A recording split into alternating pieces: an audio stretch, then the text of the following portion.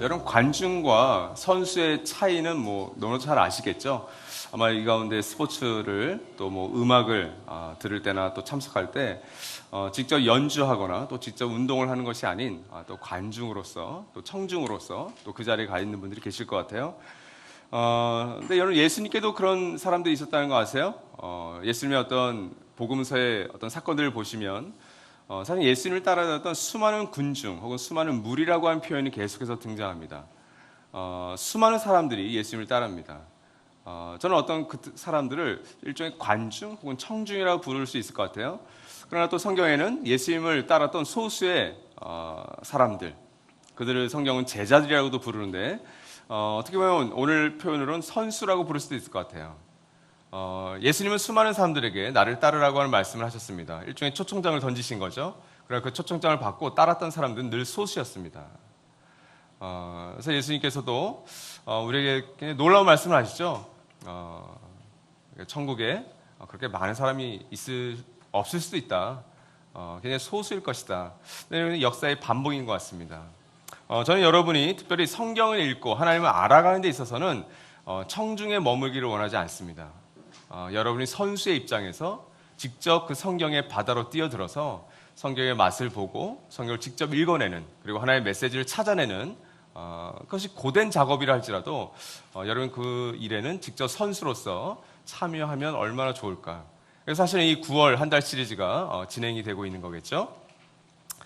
특별히 좋은 선수가 되기 위해서 하나의 말씀을, 하나의 메시지를 잘 읽고 분별하기 위해서 세 가지 영역에서 여러분이 도움을 받으시면 좋을 것 같다. 그래서 굉장히 오늘은 좀 실제적인 도움을 여러분께 드리려고 하는데요. 첫 번째로는 훈련해야 할 지성의 영역이 있습니다.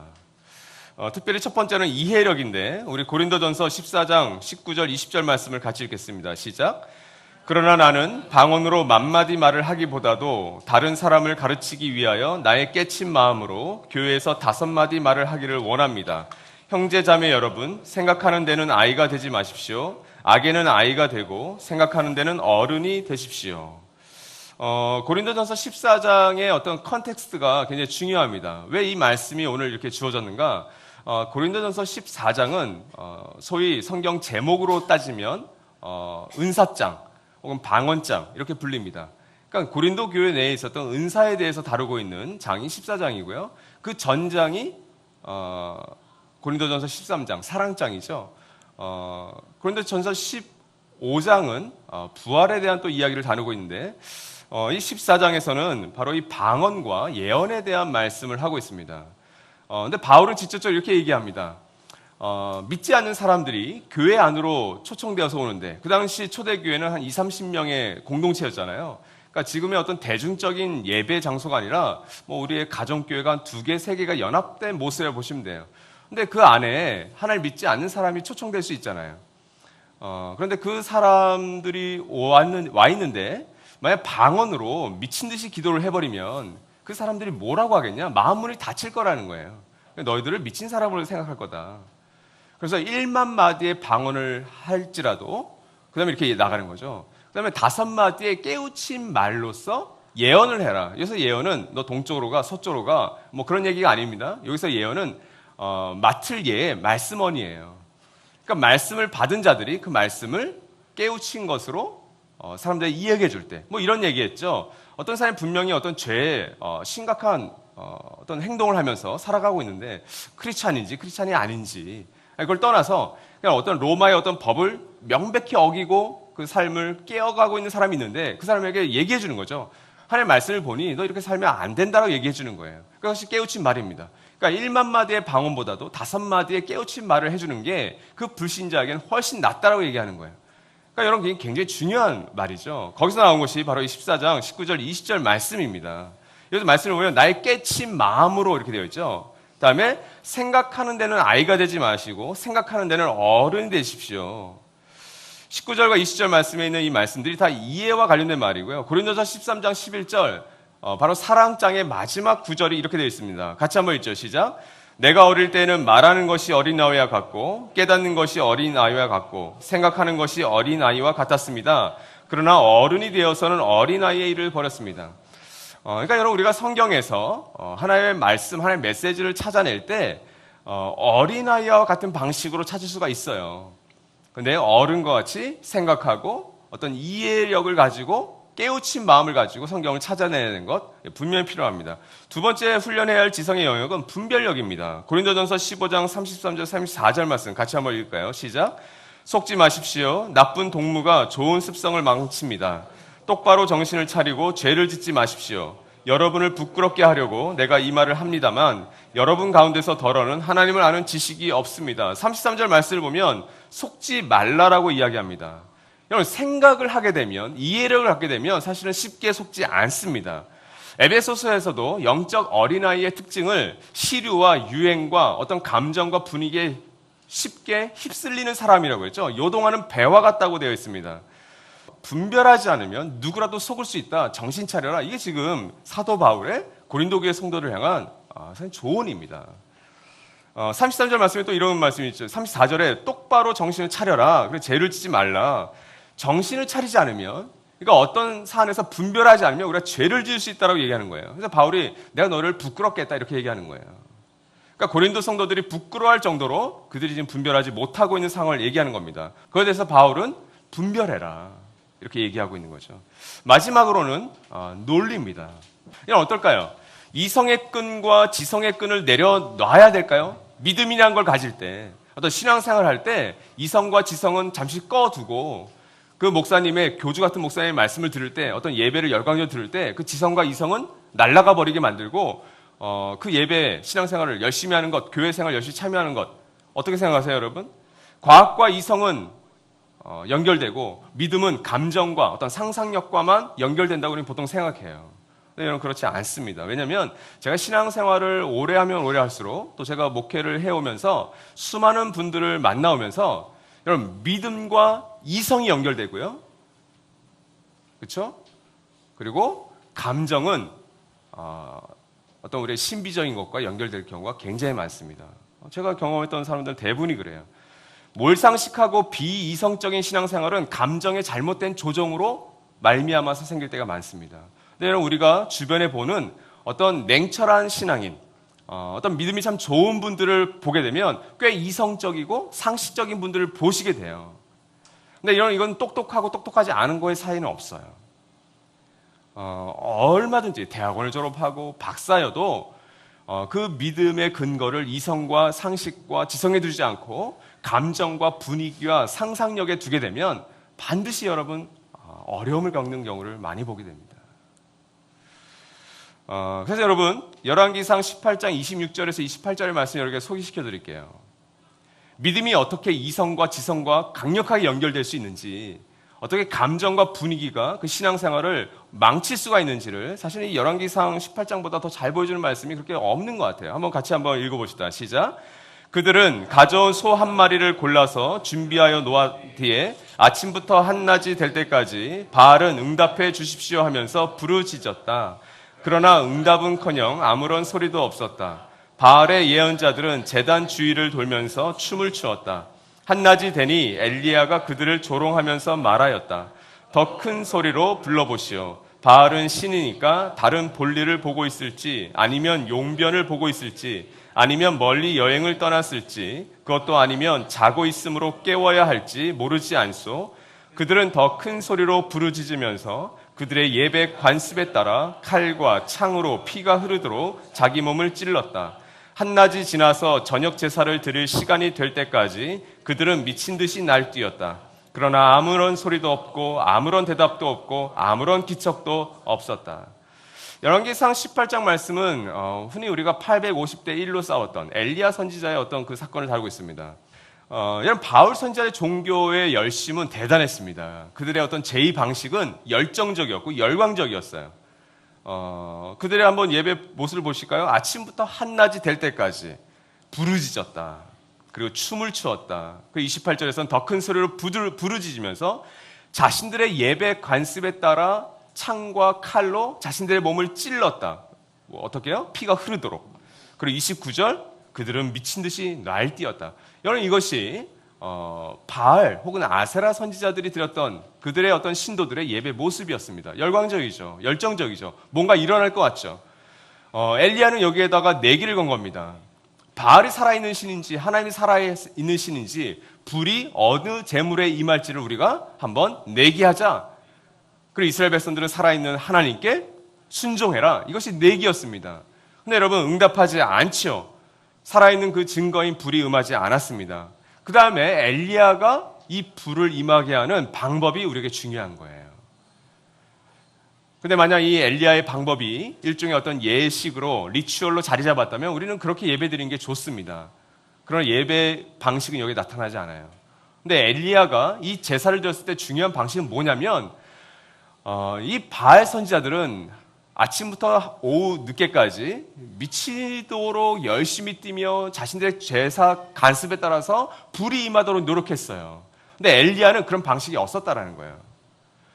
오히려 엘리야는 그 제단 위에 물을 붓습니다.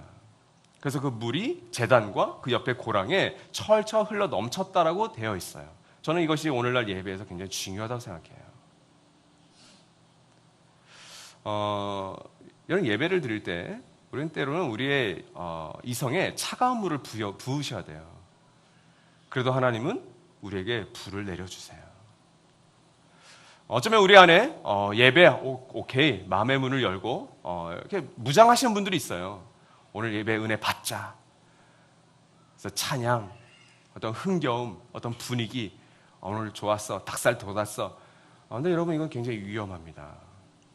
굉장히 위험합니다. 왜냐하면 여러분의 감정은 다 컨트롤 받을 수가 있어요. 더 심각한 건 여기서 예배를 인도하는 찬양 인도자, 예배 인도자가 하나님의 임재하신 영이 없이 설 수 있다는 것이 더 위험해요. 그래서 여러분 수많은 찬양 인도자들이 실족해 있는 상태에서 예배를 드렸습니다. 다윗도 마찬가지였습니다. 다윗은 수개월에서 한 수년 정도를 하나님의 임재가 없는 상황에서도 그런 예배를 드렸던 사람이에요. 나단 선지자가 그에게 와서 그의 죄를 콕 찝기 전에는 그는 훌륭한 예배 인도자로 서 있었던 사람입니다. 앞서 말씀드렸던 그 저명한 목사님도 마찬가지였겠죠. 여러분 이게 심각한 위험이에요. 일단 음악의 위험성은 이따 다시 한번 뒷부분에서 다루도록 하겠습니다. 여러분 여기서 중요한 저는 하는 단어를 알려드릴게요. 이건 영국의 유명한 강해 설교가였던 마틴 로이드 존스 목사님이 만들었던 단어입니다. Logic on fire. 이건 말이 안 되는 거예요. 한글로 하면 불붙은 논리예요. 보통 사람들은 논리에는 불이 붙는다고 생각하지 않아요. 그렇죠? 이분은 자신의 설교에 대해서 이렇게 얘기하고 개신교에 대해서 얘기한 거예요. 여러분 논리에 불이 붙지 않으면 그건 차가운 이성주의자가 되어버립니다. 냉혈한이 되어버립니다. 근데 여러분 논리가 없는 불은 열광주의자를 만들어버릴 뻔이에요. 성경은 철저하게 불붙은 논리를 얘기합니다. 열왕기하 18장의 모습은 바로 불붙은 논리의 모습이에요. 엘리야는 물을 부어버렸습니다. 하나님의 살아있는 역사하심이 일어날 수 없는 조건을 만들어 놓잖아요. 그럼에도 불구하고 하나님은 역사하시는 거예요. 이게 불붙은 논리예요. 여러분의 이성, 여러분의 지성에 여러분 물을 좀 끼얹어 놓으십시오. 뭐 이런 자세는 아니에요. 오케이. 목사님 얘기하세요. 나 오늘 은혜 받지 않을 거야. 목사님 설교를 비판할 거야. 이 예배를 하나하나 꼼꼼히 내가 한번 냉철하게 그런 자세가 얘기하는 거 아니에요? 여러분 마음의 문은 성령님께 열어 놓으십시오. 그래서 여러분의 이성은 정신을 차리고 속지 않도록 하셔야 됩니다. 목사님이 우리를 속게 하는 것은 아닌가? 저 말씀을 전하는 자가, 저 예배 인도자가 우리의 감정을 조종하려고 하는 것은 아닌가? 조심하셔야 됩니다. 이건 여러분 굉장히 중요한 의미예요. 그래서 여러분이 성경을 읽고 연구할 때 이 단어를 꼭 기억하십시오. 불붙은 논리, 나의 이성과 지성을 사용할 때, 맹렬히 사용할 때 하나님의 성령의 불은 때로는 조용히 임합니다. 그것이 어쩌면 엘리야가 로뎀 나무 아래에서 심을 가졌을 때 그 동굴에서 만났던 하나님의 세미한 음성이 아닐까요?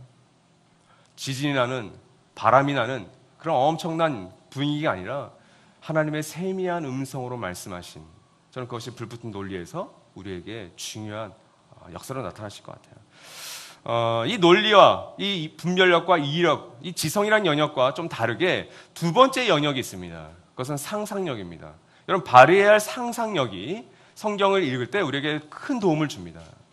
우리 누가복음 22장 54절에서 62절 말씀을 여러분 좀 상상력을 가지고 굉장히 제한된 시간이지만 한번 천천히 한번 읽어봅시다. 시작.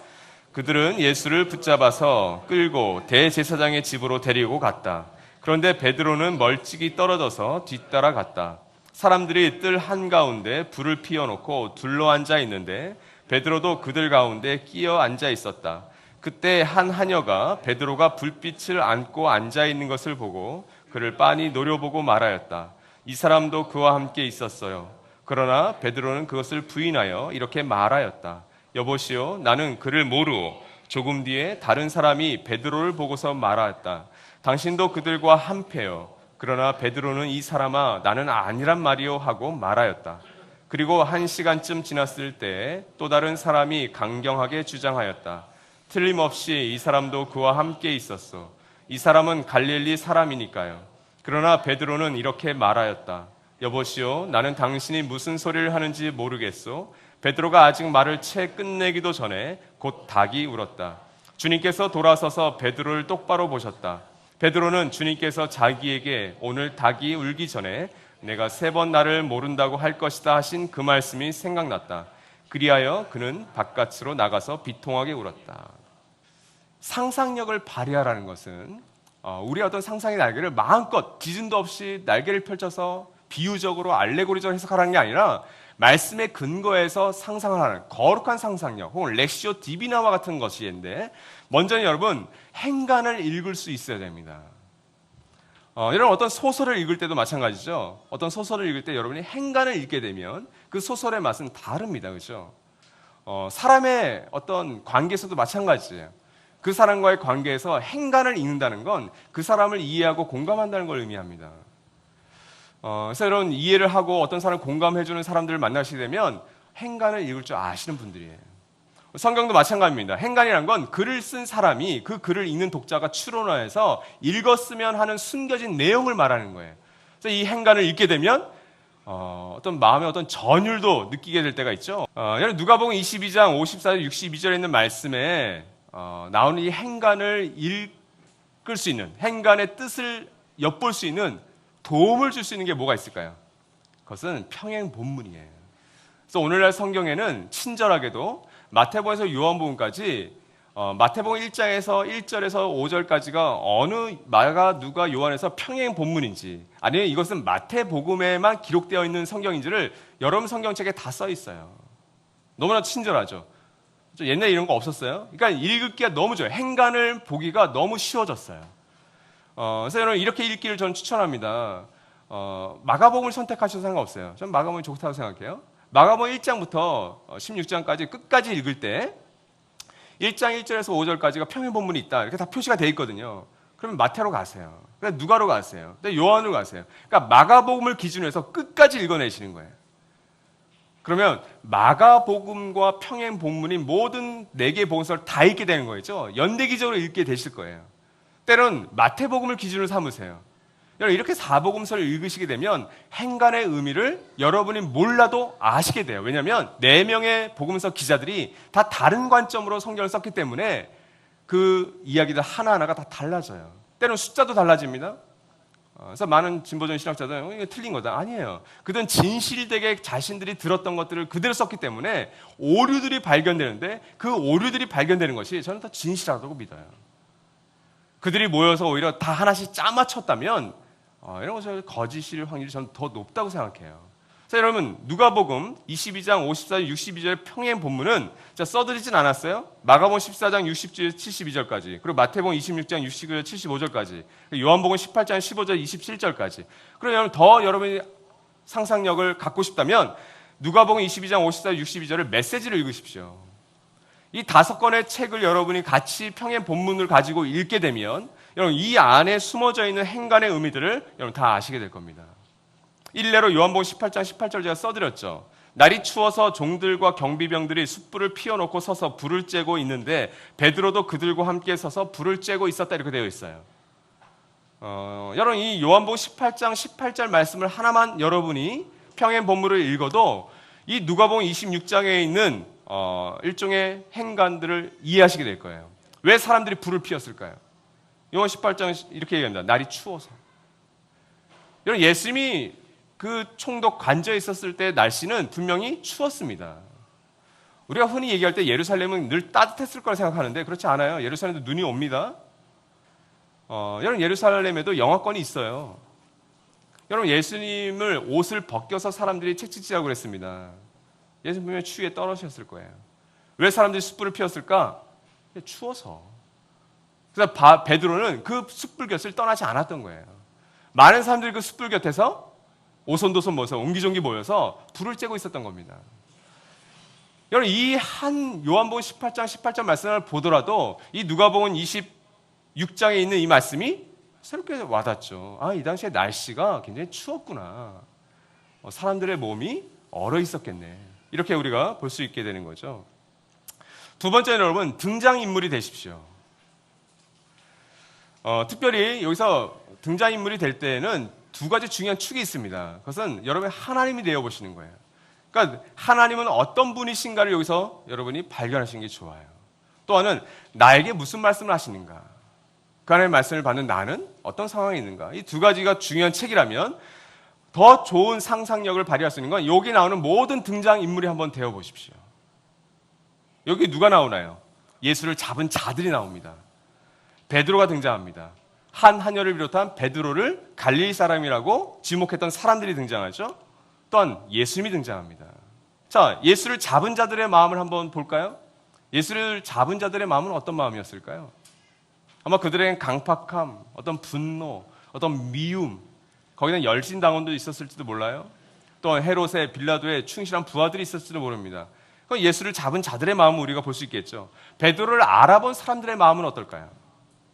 한 하녀를 비롯한 그들의 삶, 베드로를 의심하는 갈릴리 방언을 쓰는 저들을 분명히 갈릴리 사람이야. 예수를 따르던 사람이야. 내 예수의 집회에 갔을 때, 군중이었을 때 그 수제였던 베드로 내가 분명히 본 것 같아. 얼굴이 인상차이 비슷해. 확신. 어떤 이런 마음이 들었을 겁니다. 그렇죠? 여기 누가복음 말씀을 보면 베드로를 그 하녀가 눈빛을 마주치면 보는 장면이 나타나요. 이 하녀의 눈은 어땠을까? 예수의 마음은 어땠을까요? 예수의 마음에 대해서는 우리가 더 깊이 사실은 상상을 가지고 이해할 수 있을 것 같지 않아요? 여러분, 예수의 제자들이 막대 먹어서 도망간 게 아닙니다. 예수님은 3번이나 순환 예고를 하셨어요. 그리고 예수의 제자들이 3번 부인할 것을 예언하셨어요. 그때마다 예수의 제자들은 호언장담했습니다. 특히 베드로는 더 호언장담했죠. 근데 여러분, 예수님의 이 마음, 예수님의 제자들이 다 예수님 부인했을 때 예수님의 수제자였던 베드로는 이렇게 얘기했어요. 예수님, 쟤네들하고 저는 다릅니다. 저자들은 부인할지언정 저는 예수님을 죽는 자리까지 부인하지 않겠습니다라고 했던 게 베드로예요. 호언장담했다고요. 근데 여러분, 그 베드로마저도 예수님을 부인했잖아요. 그리고 자신이 모욕을 당하고 수술을 당하고 뺨을 맞고 침을 뱉는 그 자리에 지금 누가 있는 거예요? 베드로가 와 있어요. 예수님의 마음이 어땠을까요? 예수님의 눈이 어땠을까요? 이글이글 타오르지 않았겠어요? 여러분, 베드로의 마음은 어땠을까요? 상상해 보세요. 그럼 베드로는 호언장담했던 사람 아닙니까? 다른 제자들은 다 부인해도 자기는 부인하지 않겠다고 했어요. 근데 그 자기가 따랐던 그 예수가 좀 비참한 모습으로, 수치스러운 모습으로 그 앞에 잡혀 있는 거잖아요. 피를 흘리고 온전치 않은 모습으로 있었겠죠. 그래서 여러분, 베드로에게는 복합적인 감정이 들었을 것 같아요. 하나는 배신감, 그러나 하나는 3년 반 동안 예수께서 나를 어떻게 해주셨는데 거기에 대한 자책감, 뭐 그런 것들이 온갖 감정들이 부딪혔을 겁니다. 근데 여러분, 그때 어떻게 되죠? 예수님의 눈과 베드로의 눈이 이 누가복음 말씀을 보면 부딪혔다라는 표현이 나타나요. 근데 의사 누가만이 이 표현을 써요. 예수의 눈과 베드로의 눈이 마주쳤다. 그래서 여러분, 발휘해야 할 상상력 가운데 세 번째 영역은 그 상상력을 사용하라는 거예요. 안전하게 사용하십시오. 거룩하게 사용하십시오. 자, 여러분, 베드로는 자신을 알아보는 사람이 있음에도 왜 불 가까이서 떠나지 못했습니까? 날씨가 추워서 그래요. 근데 여러분, 상상해 보세요. 그 불이 베드로의 그 언 마음을 풀어줬을까요? 녹여줬을까요? 따뜻하게 해줬을까요? 아니, 저는 그러지 못했을 거라 생각해요. 세상이 주는 안정, 세상이 주는 편안함으로 여러분의 그 얼어붙은 마음이 풀릴 거라 생각하세요? 안 풀어져요, 여러분. 여행을 좋아하시는 분이 있어요? 여러분 정말 좋은 곳으로 여행을 갔다 오시면 여러분의 그런 얼었던 마음이, 꼬였던 그런 마음이 여러분 풀어지시던가요? 별로 안 풀어지실걸요. 여러분이 좀 돈이 있고 여러분의 아파트 평수가 넓어지고 여러분이 좀 안정적인 직장을 갖고 있을 때 이런 많은 문제들이 풀어져 가시던가요? 아니면 더 복잡해지시는 건 아니세요? 이렇게 상상할 수 있는 겁니다. 사도행전에도 이런 본문이 많이 나타나죠. 사실은 이 상상력을 발휘할 로데 사건, 그죠? 베드로가 감옥에 갔을 때 로데만이 베드로를 알아듣고, 여러분 어떤 안전한 본문 속에서는 알레고리적이 아니라면 얼마든지 여러분 거룩한 상상력을 하셔도 좋습니다. 근데 여러분 그런 꽁꽁 언 마음으로 그 언 마음을 풀어주지도 못하는 그 불 곁에서 불을 쬐고 있는 그 베드로와 예수의 눈이 마주치는 겁니다. 허공 속에서. 얘는 두 사람의 눈이 그 허공에서 부딪혔을 때 다른 사람들은 알 수 없어서 베드로는 알 수 있었던 거예요. 여러분 상상해 보세요. 예수님의 눈은 어떤 눈이었을까요? 베드로의 눈은 어떤 눈이었을까요? 베드로는 왜 그 예수의 눈이 마주치자마자 밖으로 나가서 회개했다는 말이 등장할까요? 저는 이렇게 상상합니다. 베드로를 바라보았던 예수의 눈은 결코 자신을 배신했던 사랑하는 수제자에 대한 분노와 어떤 미움과 어떤 격정 어린 그런 눈빛이 아니었을 거예요. 베드로로 하여금 회개하게끔 했던 그 예수의 눈은 여전히 베드로를 향해서 제자로 바라보는 눈, 여전히 베드로를 안타깝게 바라보시는 눈이었을 거예요. 일단 그 상상이 여러분에게도 할 수 있겠죠? 지금 이 순간 여러분을 바라보시는 예수님의 눈은 어떤 눈이실까요? 목사님, 저는 요즘 말씀도 좀 읽고 있고 예배도 좀 잘 드리고 있어서 저는 좀 예수님 앞에 좀 떳떳한 눈으로 이렇게 갈 것 같아요. 괜찮으세요. 좋습니다. 혹시 여기 사도 베드로와 같은 예수님을 부인하고 있는, 예수님 마음을 아프게 하는 그런 행동과 그런 길에 있으신 분들이 계세요? 그 예수님이 여러분을 어떤 눈으로 바라보실까요? 심각한 범죄를 저질러서 실족하는 수많은 목회자들과 성도들을 향해서 예수님은 어떤 눈을 가지고 계실까요? 이 누가복음에 나오는 예수님의 눈과 저는 크게 다르지 않을 수도 있다고 생각합니다. 그럼 기억하십시오. 예수님은 바리새인을 향해, 그리고 사두개인을 향해 정말 이글거리는 분노의 눈도 갖고 계셨습니다. 그것이 예수님의 눈이셨어요. 여러분, 이런 상상력을 가지고 여러분 이 말씀을 읽으실 때 여러분 그 말씀은 총 천연색으로 우리에게 다가올 수 있겠죠. 마지막으로 여러분, 의지해야 할 성령입니다. 성령의 도우심을 받는 것, 어쩌면 이것이 가장 중요한 도움을 받아야 할 영역일 수 있을 것 같아요. 첫 번째 여러분, 진리를 알려주십니다. 성령은 특별히 사도행전을 가르쳐서 우리가 성령 행전이라고 해요. 그래서 성령에 대해서 알려면 사도행전을 돌아가는데 그렇게 성령이 많이 나타나지 않습니다. 사도행전은 성령을 받고 그리고 그 성령에 따라서 인도를 받던 사람들과 교회 공동체의 이야기예요. 사도행전 2장에 성령이 강력하게 임한 유일해적인 그 사건이 사도행전 2장에 등장하죠. 거기까지예요. 그 다음에 성령 눈에 보이지 나타나지 않습니다. 성령의 사람들을 통해서 나타나는 거죠. 그래서 성령에 대해서 성령이 어떤 일을 하는지, 성령이 어떤 역사를 하는지를 알려면 사실 요한복음 14, 15, 16장 이 3장을 자세히 읽으시면 성령의 정체 혹은 성령의 역사심이 어떤 건지를 여러분 잘 알 수 있는데, 바로 그 본문 중에 하나가 요한복음 16장 13절 15절 말씀입니다. 같이 한번 읽겠습니다. 시작. 그러나 그분 곧 진리의 영이 오시면 그가 너희를 모든 진리 가운데로 인도하실 것이다. 그는 자기 마음대로 말씀하지 않으시고 듣는 것만 일러주실 것이요 앞으로 올 일들을 너희에게 알려주실 것이다. 또 그는 나를 영광되게 하실 것이다. 그가 나의 것을 받아서 너희에게 알려주실 것이기 때문이다. 아버지께서 가지신 것은 다 나의 것이다. 그렇기 때문에 내가 성령이 나의 것을 받아서 너희에게 알려주실 것이라고 말한 것이다. 성령님은 예수가 진리이심을 알려주시는데 특징이 있죠. 자기 마음대로 말씀하시지 않는다. 그리고 듣는 것만 말씀하신다. 이거 13절에 있어요. 14절에서는 나의 것을 받아서 알려주신다. 그러니까 여러분, 성령의 역사하심의 인도하심의 특징은 뭐예요? 절대 하나님과 예수와 분리되어서 우리에게 이상한 것을 얘기하지 않으신다라는 거예요. 그러니까 우리가 성령의 은혜를 받고 성령에 충만하다는 것은 내 마음대로 할 여지를 주지 않아요. 왜냐하면 성령 그런 분이 아니세요. 하나님의 영이시자 그리스도의 영이세요.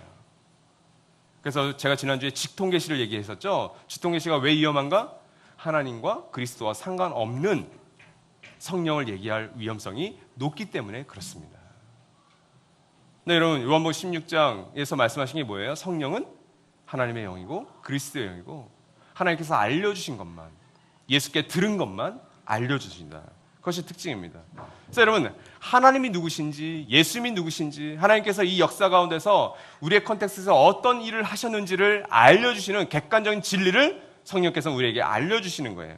성경에 있다라는 겁니다. 그 내용이. 그래서 알려주시고 말씀하시는 거예요. 여기 보시면 말씀하지 않으시고 일러주실 것이요, 알려주실 것이요, 이게 다 말씀하신다는 표현이에요. 그러니까 성령께서는 받은 것, 들은 것만 알려주시는 겁니다. 여러분, 그리고 그 성령은 지금 성경이라고 하는 하나님의 텍스트, 말씀의 기초에서 우리에게 알려주시는 거예요. 그러니까 성경 자체가 성령의 역사하심, 하나님의 역사하심을 다 담고 있잖아요. 그러니까 이런 성경 아래에만 있어도 우리는 굉장히 안전한 거죠. 근데 여러분, 오늘날 우리의 어려움은 뭐냐면 하나님 말씀하고 계신데 우리가 경청하지 않아요. 그 경청하지 않는 이유는 여러 가지입니다. 분주해요. 우리의 지성을 쓰지 않아요. 상상력을 쓰지 않아요. 그러므로 말미암아 우리에게 어려움이 오는 거죠. 그 진리에 우리는 관심을 갖고 있는가? 저 그 진리를 위해서 따로 우리의 시간을 내고 있는가? 여러분 기억하십시오. 성령은 우리를 돕기를 원하세요. 여러분 성경을 많이 읽어요. 기도도 좀 많이 하는 것 같아요. 근데 그 진리와 담기는커녕 더 독선적이에요. 더 비신앙적인 상식적인 신앙생활을 하고 있다면 그럼 개인과 교회는 왜 그럴까요? 왜 기도도 많이 해요? 성경도 많이 읽는 것 같아요. 근데 왜 이렇게 비상식적이고 몰상식한 행동을 하실까요? 그런 교회들이 많을까요? 이유가 있습니다. 그것은 바로 이 성령께서 역사하시는 두 번째 영역을 관가하기 때문에 그래요. 그것은 사람을 통해 도우신다는 걸 몰라서 그래요. 성경 많이 읽고 기도 많이 하시는 분들이 사람의 도우심을 거절합니다. 저는 낭패를 당하기 딱 좋다고 생각해요. 왜 그런지 한번 같이 볼까요? 성령의 도우심은 사람을 통해서 혹은 환경을 통해서 나타나십니다. 그것이 사도행전에 잘 나와 있죠. 사도행전 8장 34, 35절 같이 읽을까요? 시작. 내시가 빌립에게 말하였다. 예언자가 여기서 말한 것은 누구를 두고 한 말입니까? 자기를 두고 한 말입니까? 아니면 다른 사람을 두고 한 말입니까? 빌립은 입을 열어서 이 성경 말씀에서부터 시작하여 예수에 관한 기쁜 소식을 전하였다. 근데 여러분, 하나님께서는 이 내시에게 하나님의 말씀을 알려주고 싶으셨어요. 에디오파의 환관이었던, 재정을 맡고 있던 사람, 정치인이죠. 이 사람에게 이 하나님의 말씀을 알려주고 싶어서 이 내시가 읽었던 말씀은 이사야서 53장 7절 8절 말씀입니다. 이 내시라고 이 사람이 이 이사야서 53장 말씀을 잘못 해석했을 때 여러분 오류에 빠질 수 있잖아요. 이 53장 말씀은 도살당할 양에 관한 말씀이에요. 그러니까 메시아의 신 예수에 관한 말씀인데 이 말씀을 깨닫게 하기 위해서 빌립이라고 하는 집사를 이 내시에게 보내십니다. 그래서 이 빌립이 그 수레를 같이 타고 가다가 어느 말씀을 읽으십니까? 이 말씀에 도저히 해석이 되지 않습니다. 이 빌립 집사가 그 말씀을 잘 해석해 줍니다. 그리고 그 자리에서 바로 세례받고 기쁨으로 다시 에디오파로 돌아갔다. 이게 오늘 사도행전 8장에 있는 말씀이에요. 여러분, 하나님께서는 적절한 순간에 사람을 보내주십니다. 사람을 붙여주십니다. 이게 공동체의 신비예요. 그러니까 여러분, 하나님 나라 복음에 우리가 눈을 열면 공동체가 있다는 거, 하나님의 새로운 가족 공동체에서 그걸 발견하시잖아요. 여러분, 가족 공동체에 대해서 오해하시는 분 많습니다. 여러분, 좋은 공동체 찾는 것이 아니에요. 좋은 공동체는 세워가는 것이고 만들어가는 겁니다. 이미 주어진 거죠. 근데 여러분, 우리의 노력이 굉장히 많이 필요해요. 여러분, 요셉은 코람데오의 신앙인 아닙니까? 우리가 전가수회 때 살펴봤죠? 홀로 신앙생활의 대가였습니다. 형들 없어도 돼요. 훨씬 더 근사하게 신앙생활할 수 있잖아요. 13년 동안.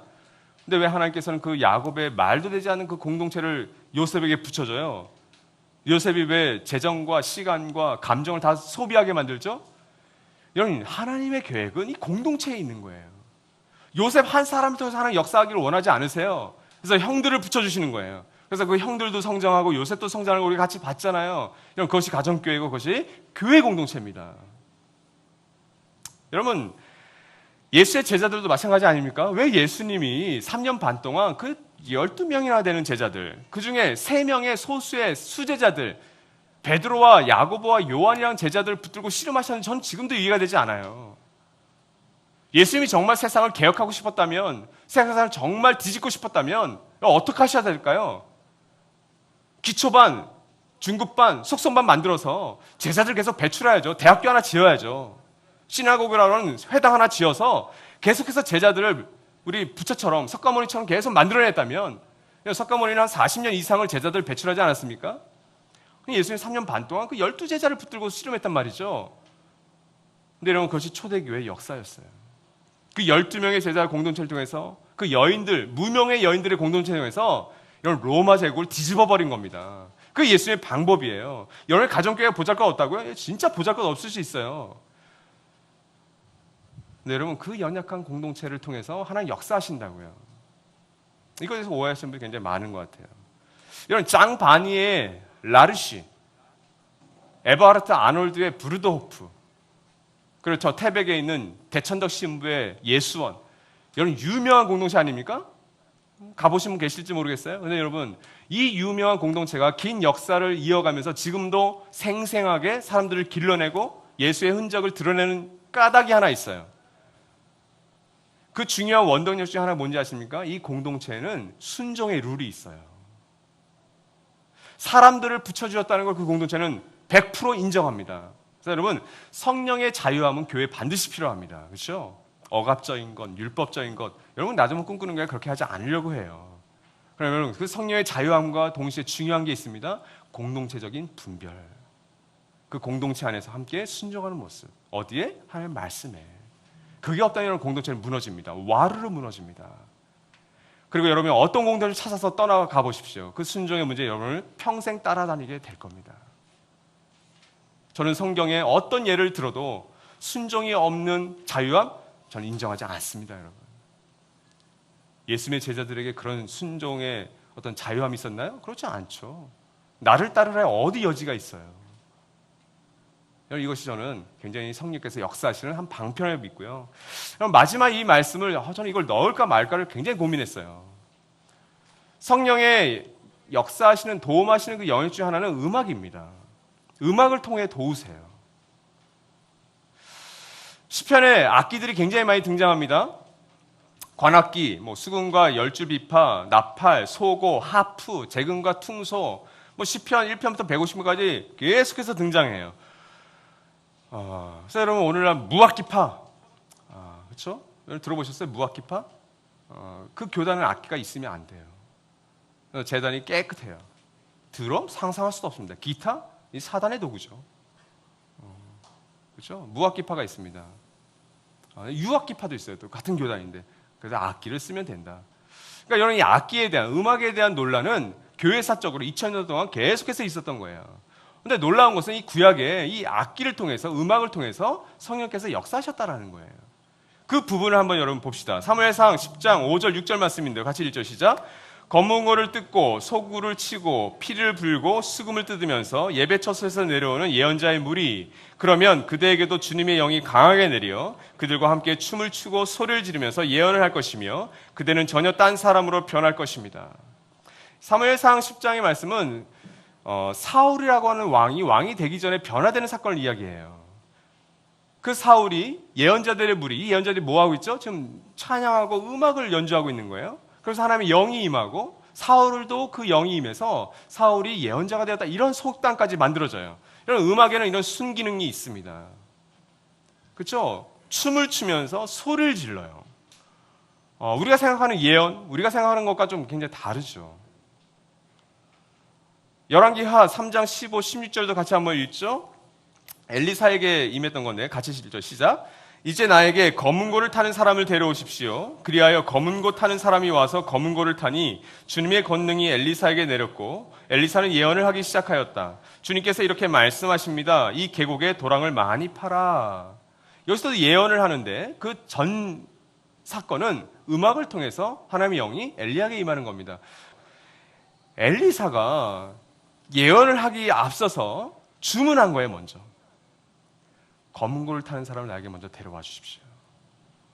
검은고를 탈 때 하나님의 영이 강하게 임한 거예요.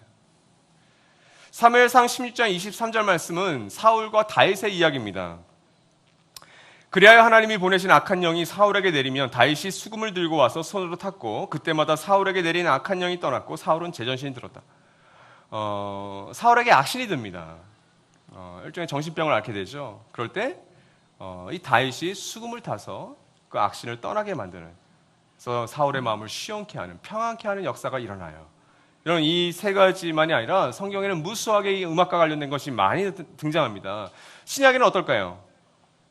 저는 예수님은 분명히 음악을 좋아하셨던 분이라고 생각해요. 왜냐하면 예수님은 굉장히 잔치에 많이 등장했어요. 여러분, 결혼식 요한복음 2장의 가나의 혼인잔치에 음악이 없었다고 생각하세요? 이 순간 여러분 상상력이 약간 필요한데, 예수님 맛있는 포도주를 만들어내셨어요. 그렇죠? 예수님도 포도주를 즐기셨잖아요. 예수님 포도전을 달고 이렇게 거룩하게 마셨을까요? 아니죠. 그래서 지금 거룩한 제단에서 제가 흉내를 낼 수 없을 것 같은데 분명히 자신의 몸을 흔들면서 그 가나의 혼인잔치에 자신을 맡겼을지도 몰라요. 사도행전 16장에 빌립보 감옥에서 이런 사도 바울과 실라는 뭐 했어요? 찬양했습니다. 악기만 있었다면 악기를 들고 찬양했을 거예요. 무반주로 찬양했겠지만 이런 악기를 동원해서 초대 교회인들은 풍성하게 음악으로 하나님께 예배드렸습니다. 이것이 구약과 신약의 이 찬양을 통해서, 예배를 통해서 나타나는 하나님의 영의 강력한 역사하심이에요. 그러나 반대도 있습니다. 음악은 감정을 조종하기 너무 좋은 도구여서 우리는 위험하게 생각해요. 그래서 여러분, 중요한 건 리듬이 아니라 가사입니다. 나들목 교회는 오랫동안 이 가사에 심취하도록, 가사에 집중하도록 곡을 지었고, 그래서 지금까지 흘러왔잖아요. 그래서 너무 가사에 심취하다 보니까 하나님의 꿈, 태초에 이런 노래는 우리가 외울 수가 없죠. 이게 가사에 심취했기 때문에 그래요. 나들목의 노래들은 대부분 우리가 외우지 못합니다. 이유가 있어요. 리듬이 중요한 게 아니라 가사에 심취했기 때문에 그런 거예요. 저는 좋다고 생각합니다. 단순한 찬양이어도 그 가사를 우리가 어떤 마음으로 부르냐에 따라서 여러분 엄청난 파괴력을 갖고 있는 거 아세요? 엄청난 영향력이 그 안에 있는 거예요. 왜? 음악의 소중함이에요. 요한계시록에도 이 예배와 찬양의 모습은 굉장히 많이 등장합니다. 장로들과 천사들이 나팔을 들고 찬양을 하고. 그러니까 여러분, 우리가 하나님 나라에 갈 때 우리가 예배할 거라니까요. 그래서 무슨 그 지루한 예배를, 저는 예배의 의미를 정말 모르기 때문에 그런 거죠. 이런 음악이라는 도구를 통해서 성경이 역사하십니다. 그래서 우리가 예배 앞에 클래식 팀을 우리가 둬요.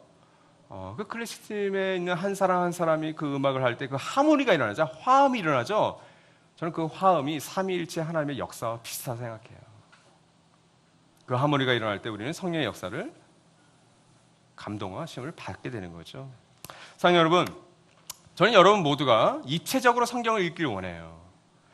여러분, 우리가 흑백 TV를 보신 분이 여기 많지는 않으실 것 같은데, 이런 흑백 TV를 보면 얼마나 답답해요, 지금. 지금 여러분, 뭐 LG라든지 삼성이라든지 여러분 이렇게 뭐 TV 발전되는 게 뭐예요?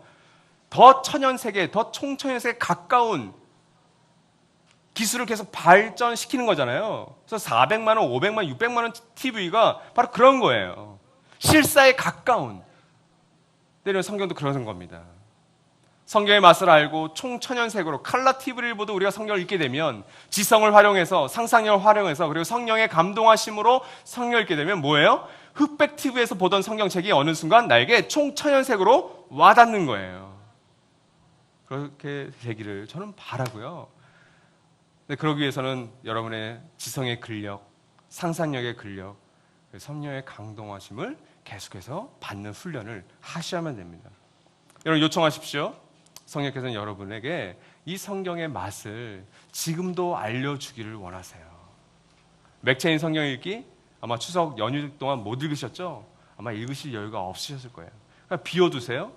그리고 오늘부터, 내일부터 다시 시작하세요. 그럼 거기에 맞는 성경의 맛을 알려주십니다. 사실 오늘 말씀을 제가 전하면서 고린도전서 14장, 고린도 15장, 이건 다 맥체인 성경 읽기표에 나왔던 거예요. 제가 준비한 게 아니라고요. 그 순간순간 성령께서 설교할 재료, 가족들에게 말할 재료, 어떤 시리에 빠진 한 사람에게 주는 위로를 그 말씀을 통해서 주시는 거예요. 이게 성령의 역사라고 저는 믿어요. 저 여러분 모두가, 여러분 400만 원짜리 TV가 우리 집에 없어도 여러분에게 성경책 한 권이 있고 그 성경책을 총천에서로 읽을 수 있다면 여러분은 어느 영화관, 어느 비싼 TV 앞에 있는 사람보다 훨씬 기쁨과 어떤 감동을 받으실 거예요. 저와 여러분 모두가 그렇게 성령 있기를 소망합니다. 우리 1분간 들었던 말씀을 기억하시면서 우리 침묵 가운데 묵상합시다.